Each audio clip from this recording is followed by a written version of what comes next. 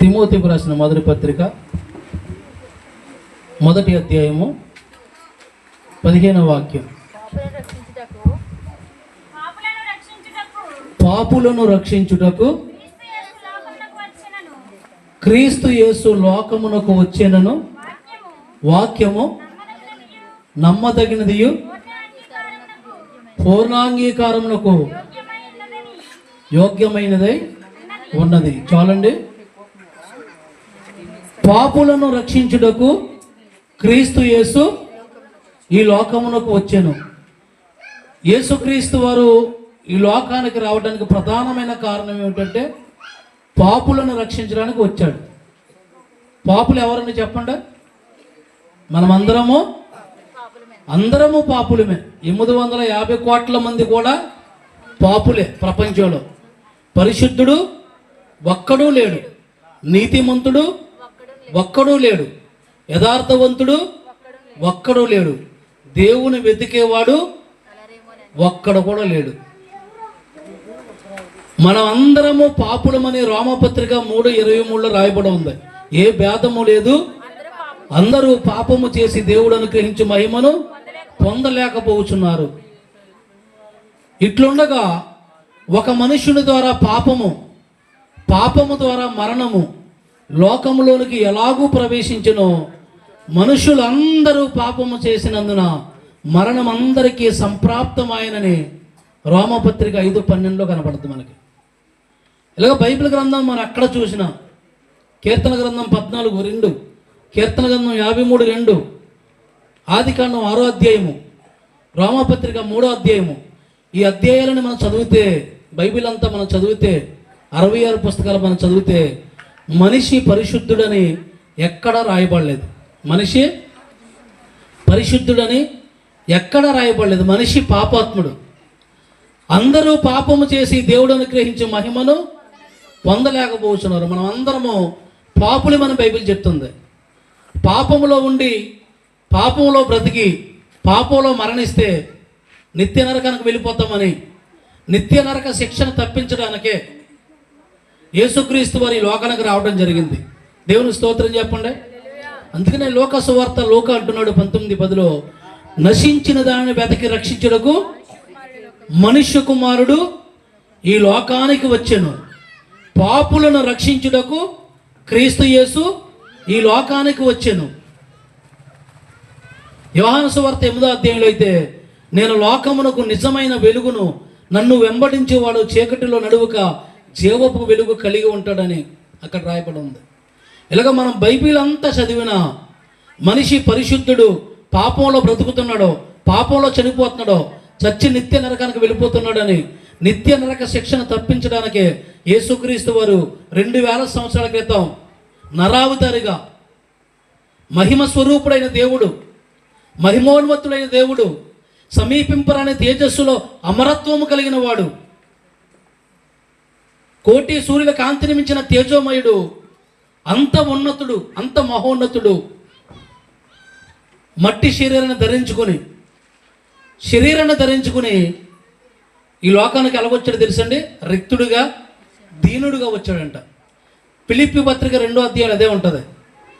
ఆయన దేవుని స్వరూపము కలిగిన వాడై ఉండి దేవునితో సమానముగా ఉండుట విడిచిపెట్టకూడని భాగ్యమని ఎంచుకొనలేదు, కానీ మనుషుల పోలికగా పుట్టి దాసుని స్వరూపము ధరించుకుని తన్ను తానే రిక్తుడుగా చేసుకును. ఆయన ఆకారమందు మనుషుడుగా కనపడి మరణము పొందినంతగా, అనగా సిలువ మరణము పొందినంతగా విధేయత చూపిన వాడై తనను తాను తగ్గించుకొను.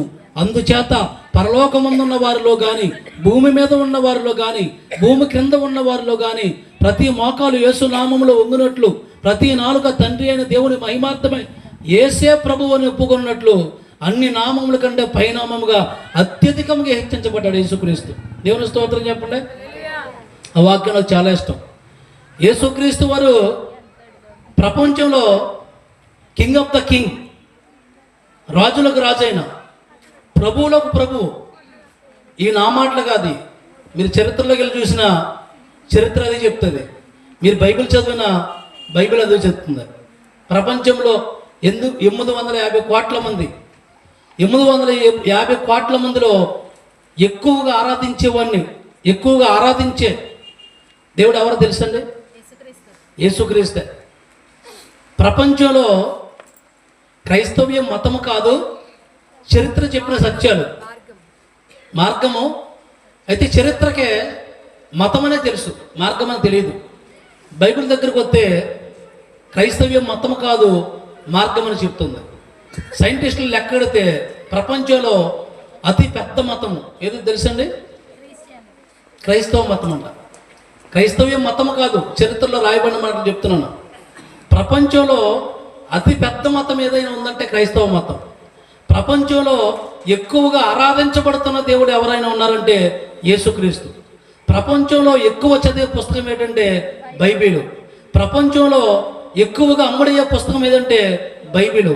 ప్రపంచంలో ఎక్కువ భాషల్లో రాయబడిన పుస్తకం ఏదైనా ఉందంటే బైబిలు.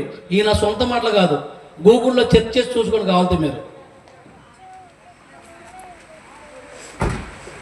బైబిల్ గ్రంథానికి అంత చరిత్ర ఉంది. అంత దేవాది దేవుడు, గొప్ప దేవుడు, వాక్యమైన దేవుడు శరీరాన్ని ధరించుకుని ఈ లోకానికి రిక్తుడిగా వచ్చాడు.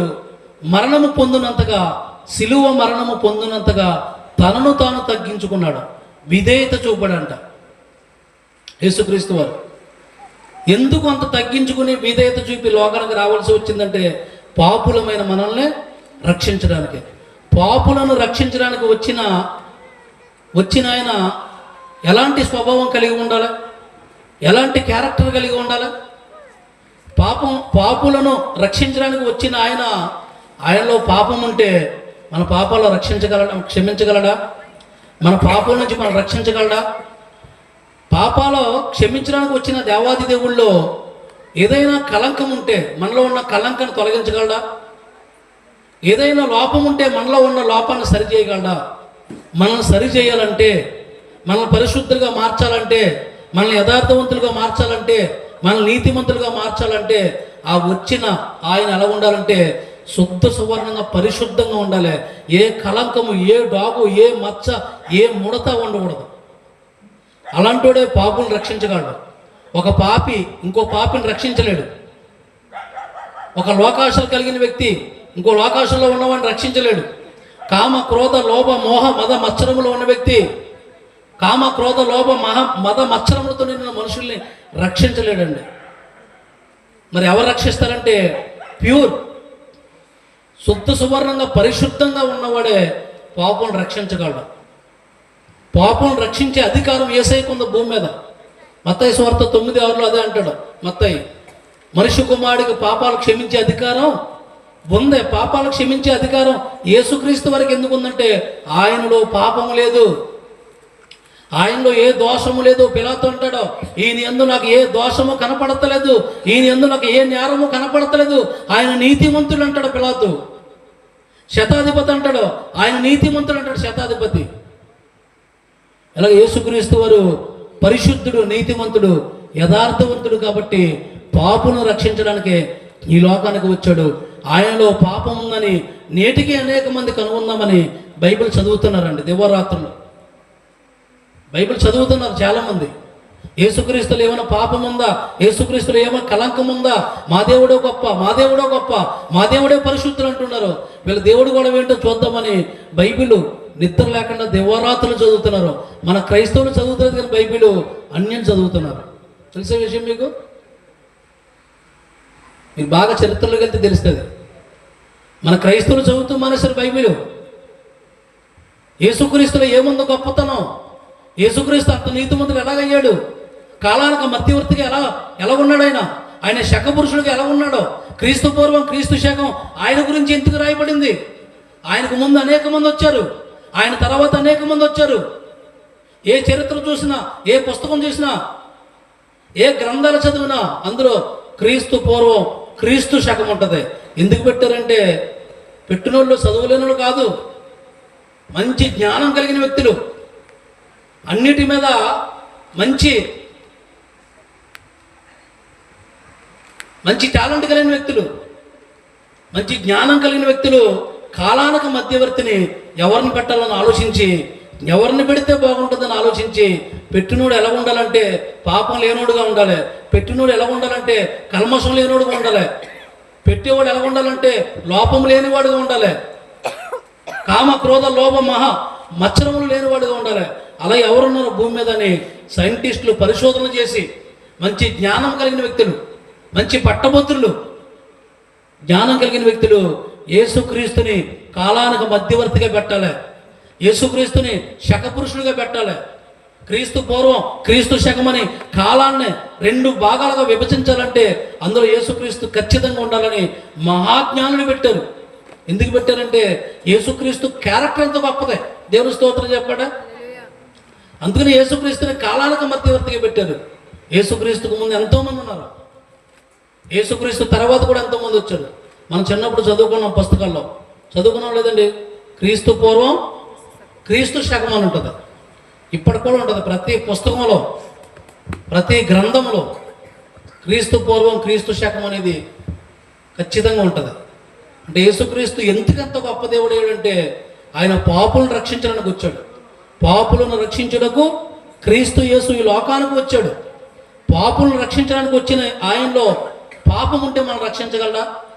యేసుక్రీస్తులో పాపం ఉందని ఎవరైనా నిరూపించగలరా? బైబిల్లో యేసుక్రీస్తు యొక్క జీవితాన్ని మనం చూస్తే, ఆయన జీవితాన్ని మనం చదివితే ఆయన ఎక్కడ పాపం చేసినట్లుగా, ఆయనలో లోపం ఉన్నట్లుగా, ఆయనలో కల్మషం ఉన్నట్లుగా, ఆయనలో స్వార్థం ఉన్నట్లుగా మనకు బైబిల్లో ఎక్కడ కనపడదు. అంత శుద్ధ సువర్ణంగా పరిశుద్ధంగా జీవించాడు. యోహాను సువార్త 8:46 అన్నాడు, నా యందు పాపం ఉందని మీలో ఎవడు నేరస్థాపన చేయగలరు? చేయండి అని చెప్పాడు. ప్రపంచానికే ఒక సవాలు విసిరాడు మహానుభావుడు. నా యందు పాపం ఉందని మీలో ఎవడు నిరూపించగలరు? నిరూపించండి. మనం మాట్లాడగలం ఆ మాట? మనకు ఆ ధైర్యం ఉందా? మనకు ఆ పరిశుద్ధత ఉందా? మనకు ఆ స్కిల్స్ ఉన్నాయా? ప్రపంచంలో ఏ ఒక్కడికి కూడా లేదు. దేవుని స్తోత్రం చెప్పండి. ప్రపంచంలో భూమి అనే గడ్డ మీద పుట్టిన వారిలో ఏ ఒక్కడికి అలాంటి పరిశుద్ధత లేదు. అందుకనే 1 పేతురు పత్రిక 1:14 ఏమన్నారో, నేను పరిశుద్ధులను కాబట్టి మీరును పరిశుద్ధులే ఉండమన్నాడు. యేసుక్రీస్తులో ఎక్కడైనా లోపం కనపడిందో చెప్పండి. హెబ్రీ పత్రిక 4:15 ఏముంటుంది? మన ప్రధాన యాజకుడు మన బలహీనతల యందు మనతో సహానుభావం లేనివాడు కాదు, కానీ ఆయన మన వలె అన్ని విషయాల్లో శోధించబడినను ఆయన పాపము లేనివాడుగా ఉండెను. యేసుక్రీస్తుని నమ్ముకున్నావంటే, యేసుక్రీస్తుని వద్దకు వస్తున్నావంటే, యేసుక్రీస్తుని ఆరాధిస్తున్నావంటే సాతాను చిన్న ఎర్ర వేస్తే పాపంలో పడిపోతావు నువ్వు. సాతాను చిన్న శోధన పెడితే అంటే పాపంలో పడిపోతావు. ప్రభు పాపంలో పడిపోయాను, సాతాను శోధనలో పడిపోయాను, నన్ను క్షమించని మళ్ళీ ఆయన పాదాల దగ్గర పడతాం. మళ్ళా 2 రోజులు బాగానే ఉంటాం. మరలా సాతాను చిన్న ఎర్రయ్యగానే మరలా పాపంలో పడిపోయాను, మరలా నన్ను క్షమించని పాదాల దగ్గర పడతాం. ఎన్నిసార్లు పడతావు ఆయన పాదాల దగ్గర? ఎన్నిసార్లు క్షమిస్తాడు ఆయన? దావీదు తప్పు చేశాడు, ఎన్నిసార్లు క్షమాపణ అడిగాడు దేవుణ్ణి? చెప్పండి. 10 సార్లు అడిగాడా? 20 సార్లు అడిగాడా? ఎన్నిసార్లు అడిగాడు? ఒక్కసారి అడిగాడు. దేవుని స్తోత్రం చెప్పండి. అది క్షమాపణ పొందుకోవడం అంటే క్రైస్తవుడికి అది ఉండాలి, ఆ స్కిల్స్ ఉండాలి. మనం తప్పు చేసి ఒక్కసారి క్షమాపణ అడగాలి దేవుణ్ణి. ప్రభు నేను తప్పు చేశాను, నేను లోకంలో జారిపోయాను, నేను సాతానికి అబంధ హస్తాల్లోకి వెళ్ళిపోయాను, సాతాను నన్ను శోధించింది, నేను పాపంలో పడిపోయాను, నన్ను క్షమించు, ఇంకా నేను చచ్చిపోయేదాకా తప్పు చేయకుండా బ్రతుకుతానని ఆయన పాదాల యొద్ద ఒక తీర్మానం చేసుకుని చచ్చే వరకు పరిశుద్ధంగా బ్రతుకున్నాడే నిజ క్రైస్తవుడు.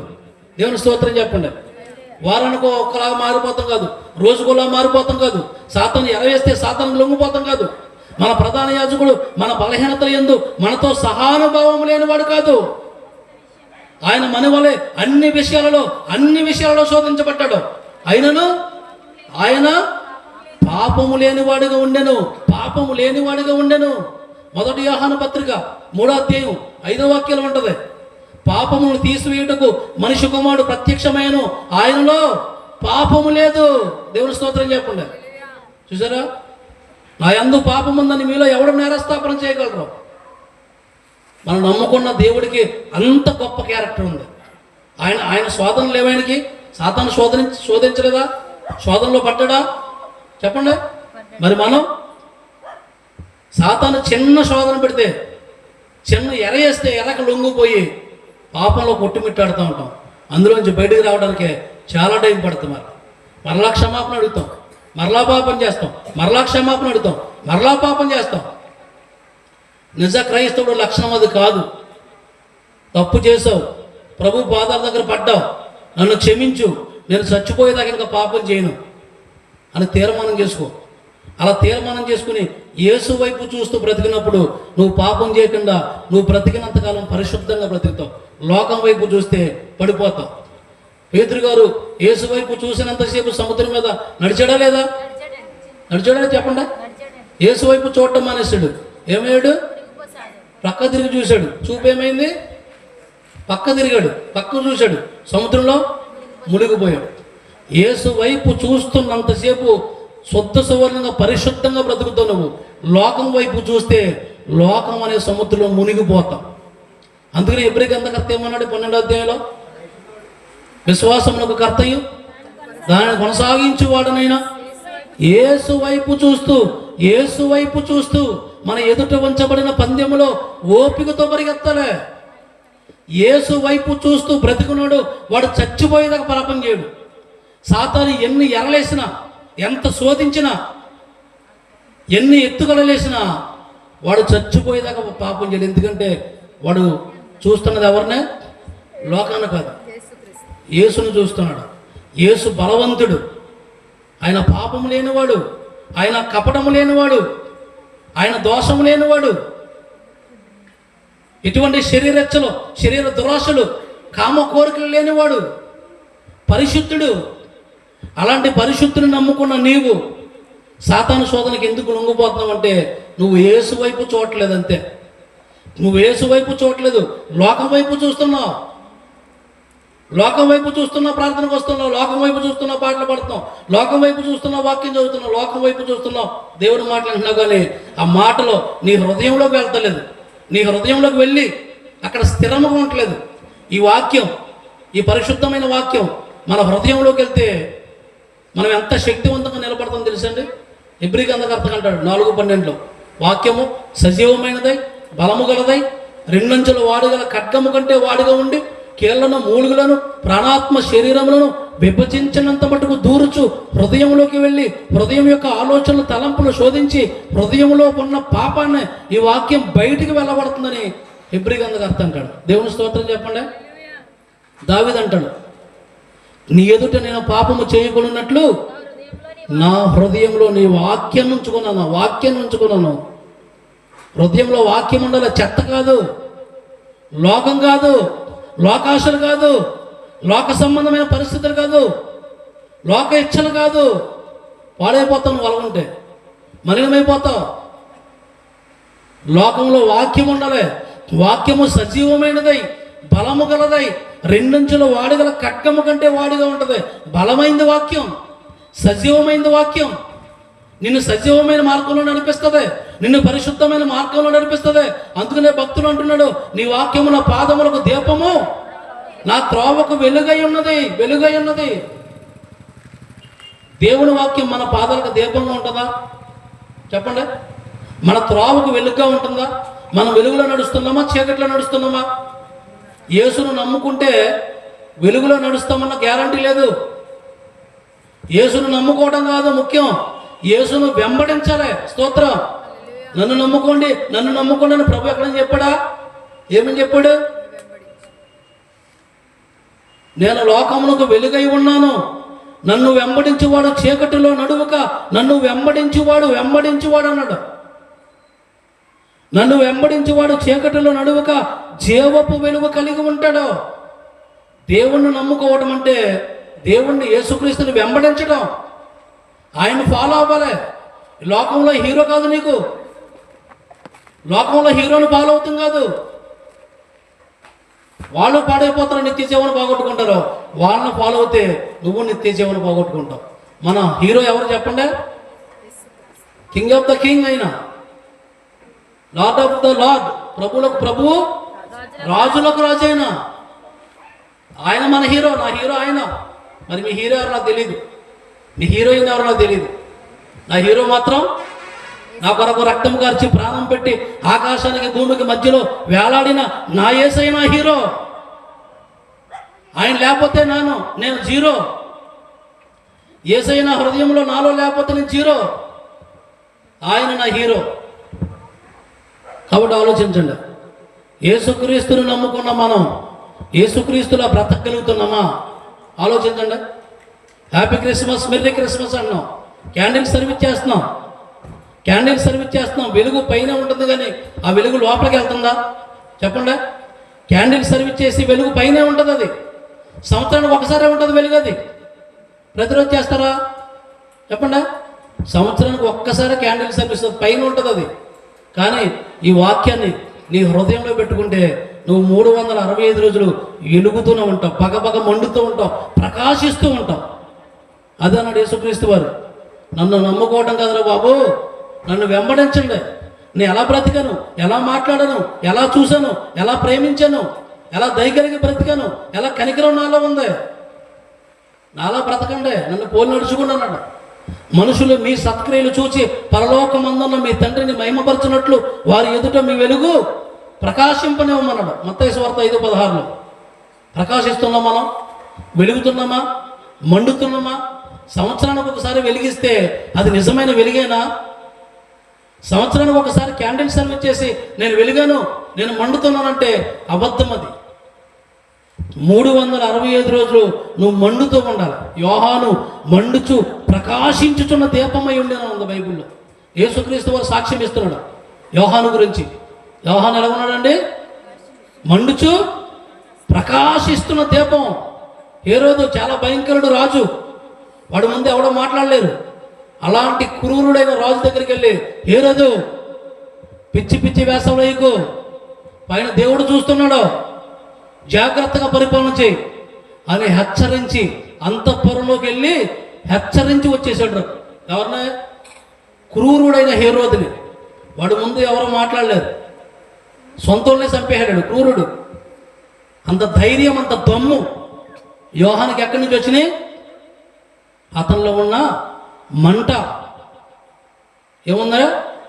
అతనిలో మంట మండుచు ప్రకాశిస్తున్నాడు. ప్రకాశిస్తున్నామా? ఆలోచించండి. మనుషులు మీ సత్క్రియలు చూసి, అంటే మంచి క్రియలు చూసి, ఆమె దేవుని బిడ్డ, ఆయన దేవుని బిడ్డ, దేవుళ్ళకి వెళ్ళక మారిపోయాడు, అతని జీవితం మారింది, ఆమె జీవితం మారింది అని నీ గురించి అనేక మంది చెప్పుకోవాలంట. మన గురించి చెప్పుకున్నారు. అలాగా ఆలోచించండి. యేసుక్రీస్తు మన పాపాలను క్షమించడానికి వచ్చాడు. మన పాపాలను క్షమించడానికి వచ్చాడు. యేసుక్రీస్తుని నమ్ముకోవడం కాదు, యేసుక్రీస్తుని వెంబడించు, నిత్య నరక శిక్ష తప్పించబడతాం. దేవుని స్తోత్రం చెప్పండి. రోమపత్రిక 8వ అధ్యాయంలో అదే అన్నాడు. కాబట్టి ఇప్పుడు క్రీస్తు యేసు నందున్న వారికి ఏ శిక్షా విధి లేదన్నాడు. క్రీస్తు నందుంటేనే నిత్య నరకం తప్పించబడతాం. క్రీస్తుని నమ్ముకుంటే కాదు. ప్రతి ఆదివారం చర్చికి వెళ్ళి పాటలు పాడి దేవుణ్ణి నమ్ముకుని ఆరాధించుకుని కానుకేసి వచ్చేస్తే పరలోకం వెళ్ళో, లేకపోతే దశభాగాలు ఇస్తే పరలోకం వెళ్ళో, స్వేచ్ఛార్పణలు ఇస్తే పరలోకం వెళ్ళో, అవి ఎన్ని చేసినా పరలోకం వెళ్ళో. అవేమి కాదు. ఫస్ట్ కావాల్సింది దేవునికి నువ్వు కావాలి, నీ హృదయం కావాలి. దేవుని స్తోత్రం చెప్పండి. నా కుమారుడా నీ హృదయం నాకు ఇమ్మన్నాడు. ఎందుకు? మీ హృదయంలోంచి జీవజల నదులు ప్రవహిస్తాయి అన్నాడు. దేవుని స్తోత్రం చెప్పండి. జీవజల నదులు ప్రవహిస్తాయి. జీవజల నదులు ప్రవహిస్తే అప్పుడు నువ్వు మండుతావు, అప్పుడు ప్రకాశిస్తావు, అప్పుడు ప్రజ్వలితావు, లోకానికి వెలుగుగా ఉంటావు. అదన్నాడు యేసుక్రీస్తు. మీరు లోకమునకు వెలుగై ఉన్నారన్నాడు. మీరు లోకమునకు వెలుగై ఉన్నారన్నాడు. లోకానికి వెలుగుగా ఉండాలి. యేసుక్రీస్తుని నమ్ముకుంటే పరలోకం వెళ్ళిపో. యేసుక్రీస్తుని వెంబడించాలి. అందరూ నమ్ముతారు. ఒక మందిరానికి 100 మంది వెళ్తే 100 మంది నమ్ముతారు. 100 మందిని అడిగితే మీరు ఎవరు నమ్ముకున్నారంటే యేసుని నమ్ముకున్నాం, యేసుని నమ్ముకున్నాం, యేసుని నమ్ముకున్నాం. మరి 100 మంది పరలోకం వెళ్ళిపోతారా? 100 మంది వెళ్ళరు. యేసుని నమ్ముకోవడమే కాదు, యేసుని వెంబడించాలి, యేసులా బ్రతకాలి, యేసులా జీవించాలి. యేసు ఎలా జీవించాడు చెప్పండి. పరలోకమందున్న మీ తండ్రికి మీరు కుమారులైనట్లు మీ శత్రువులను ప్రేమించండి, మిమ్మల్ని హింసించే వారి వరకు ప్రార్థించండి అన్నాడు మత్తయి సువార్త 5:44. అలా చేస్తున్నాం మనం యేసు పెట్టలేమా? ఆలోచించండి.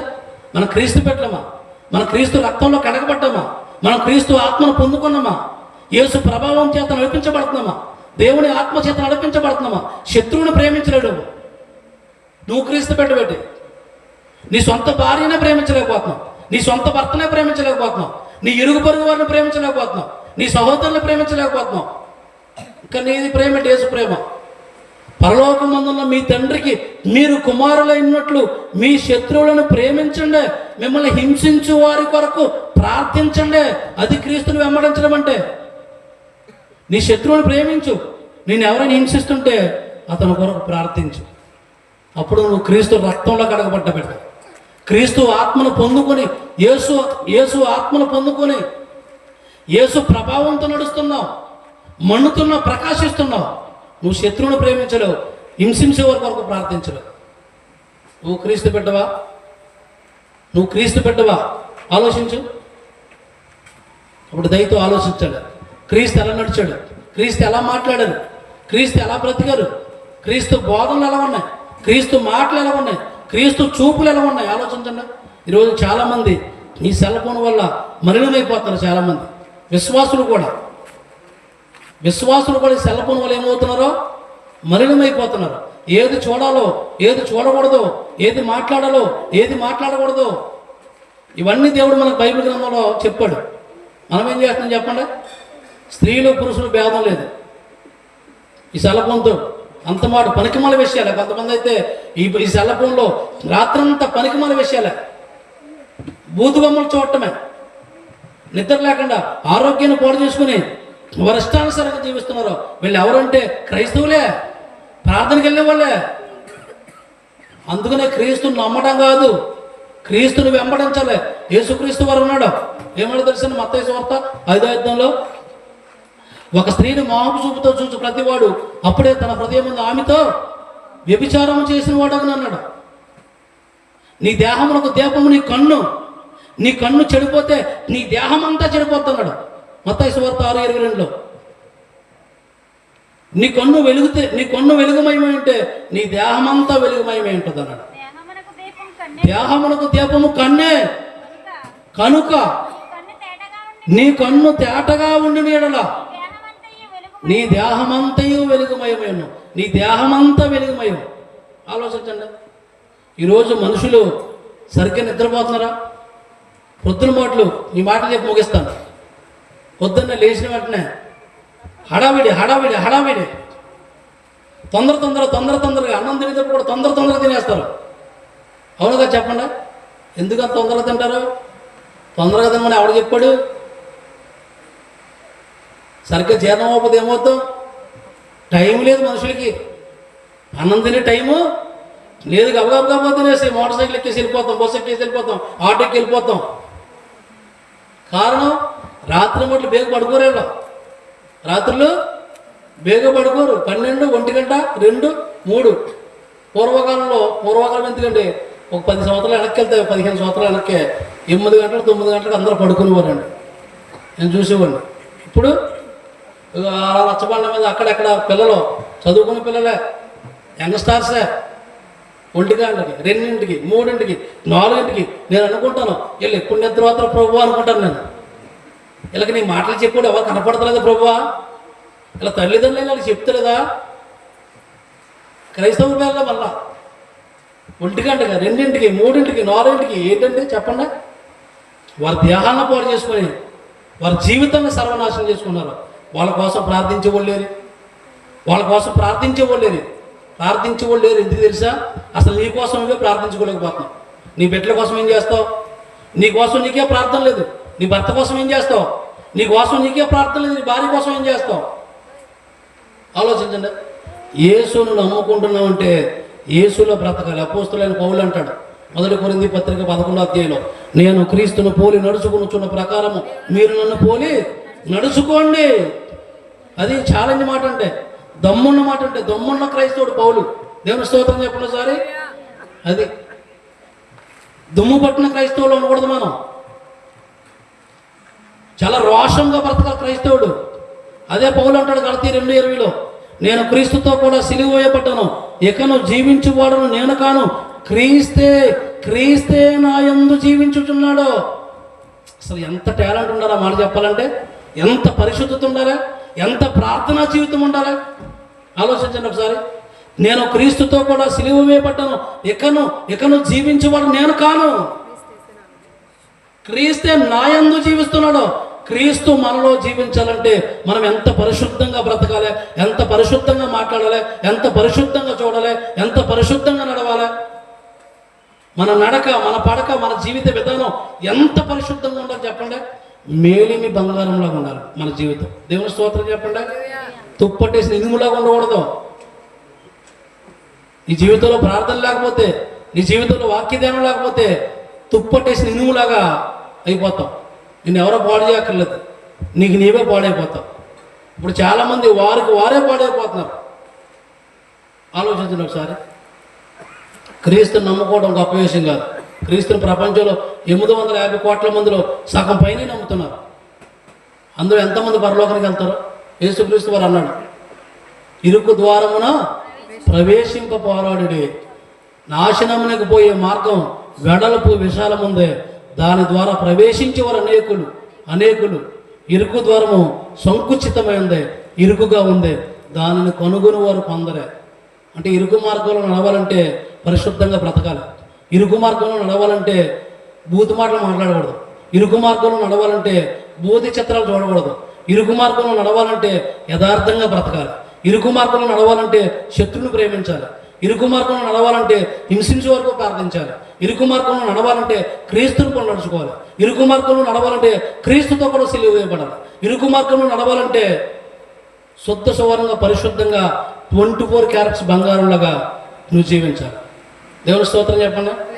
అందుకని యేసుక్రీస్తు వారు ఏమన్నా తెలుసు సంఘాన్ని ఎన్ని కళలుగా అంటున్నాడు ఆయన,